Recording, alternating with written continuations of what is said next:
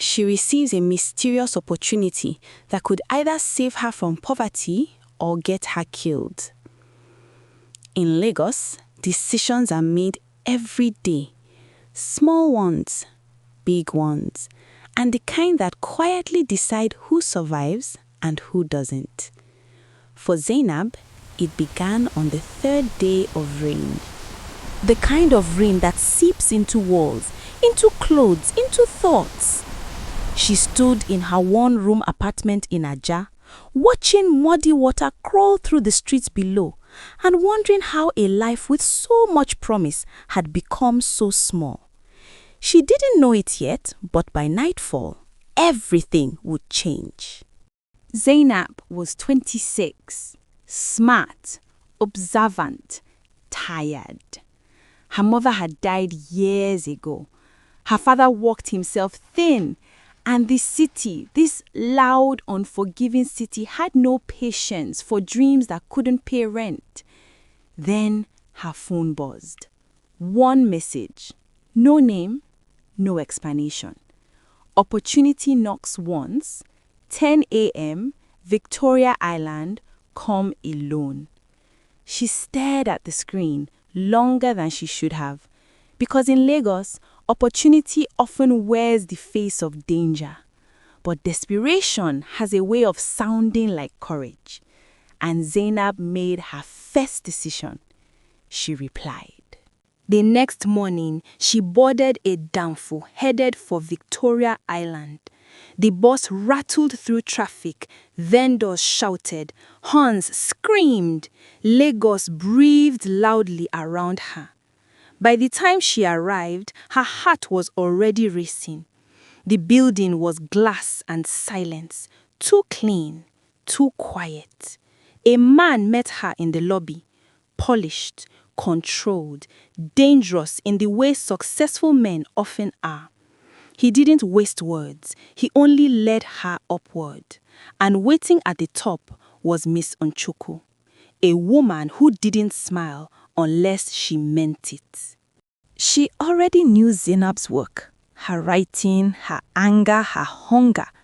She spoke of power, of truth, of exposing men who believed themselves untouchable. And then she said the words that froze the room. This work will change your life forever. Zainab felt fear rise. But she also felt something else, purpose. And she said yes. From that day on, Zainab learned to live quietly. She learned which questions to ask, which doors not to knock on, which truths were worth bleeding for. She wasn't alone. There was Tunde, who spoke more to computers than to people, and could uncover secrets buried behind firewalls and false names. And Kemi, once a respected journalist, until asking the wrong questions had cost her everything. They didn't trust easily. None of them did. But trust wasn't optional, because the work they were doing wasn't just dangerous, it was personal. The stories began to land. Land grabs, bribes, shell companies. Names whispered behind closed doors started appearing in print. And then the warnings came. A car that followed too closely. A call that went silent when answered. One night in Lekki, a black SUV tried to run Zainab off the road. Her hands shook on the steering wheel. Her heart pounded. She survived by seconds.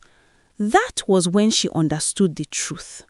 There would be no safe ending to this story, only a necessary one.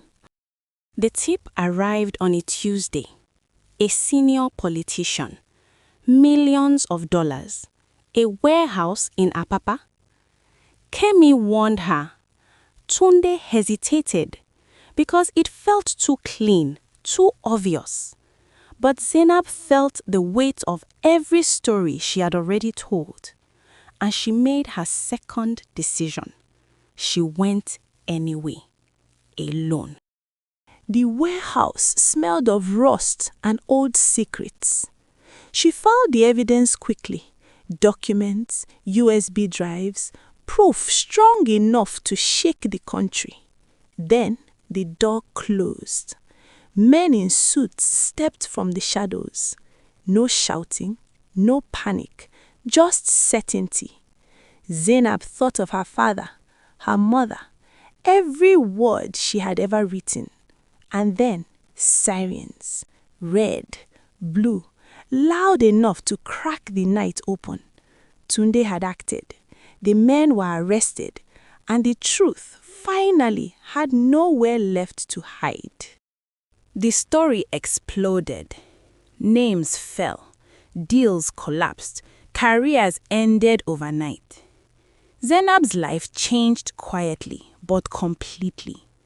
New home, new safety, new respect. But the fear never fully left. And maybe it never should. Because fear had taught her something valuable. That courage is not the absence of it. Months later, Zainab stood on a balcony overlooking the Lagos Lagoon. The city moved below her, loud, broken, beautiful. She thought about that first message, that first yes, that one decision. It hadn't just changed her life, it had given it meaning.